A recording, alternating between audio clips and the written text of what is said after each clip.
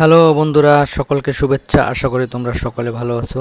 কয়েকদিন আগে আমরা ভিটামিন সম্পর্কে সামান্য তথ্য জেনেছিলাম। আজকেও আমরা এবং সেই ভিটামিনের যে ধারাবাহিকতা ছিল, যে দুই ধরনের ভিটামিন আমরা দেখেছিলাম, যে পানিতে দ্রবণীয় ভিটামিন যেটা আমাদের দেহে খুব স্বল্প সময় স্থায়ী হয়, আর যেটা আরেক ধরনের আছে যেটা চর্বিতে দ্রবণীয় ভিটামিন, সেটা আমাদের দেহে একটু দীর্ঘ দিন স্থায়ী হয়। তো আজকে এই দুটা ভিটামিনের কোনটায়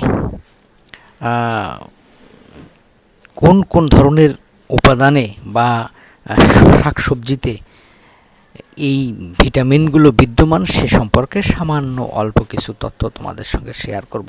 তো প্রথমেই বলতে চাই যে চর্বিতে দ্রবণীয় যে ভিটামিনটা আমরা জেনেছিলাম, ভিটামিন বিভিন্ন ধরনের রঙিন শাকসবজি, যেমন তোমাদের গাজর, তারপরে লাল শাক, মিষ্টি কুমড়া, তারপরে মাছের তেল, তারপরে অঙ্কুরিত ছোলা, বাঁধাকপি, পালং শাক, ফুলকপি, এগুলোতে এই চর্বিতে দ্রবণীয় ভিটামিনগুলো বেশি থাকে।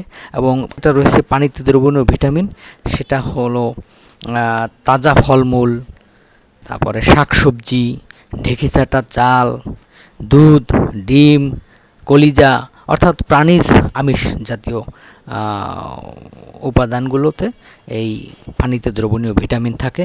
ভিটামিন আমাদের দেহের জন্য খুবই উপকারী এবং দেহের বৃদ্ধির জন্য অনেক ভূমিকা রাখে এবং দেহের রোগ প্রতিরোধ ক্ষমতা বাড়ায়। সুতরাং নিয়মিত ভিটামিন গ্রহণ আমাদের অপরিহার্য। সবাই ভালো থেকো।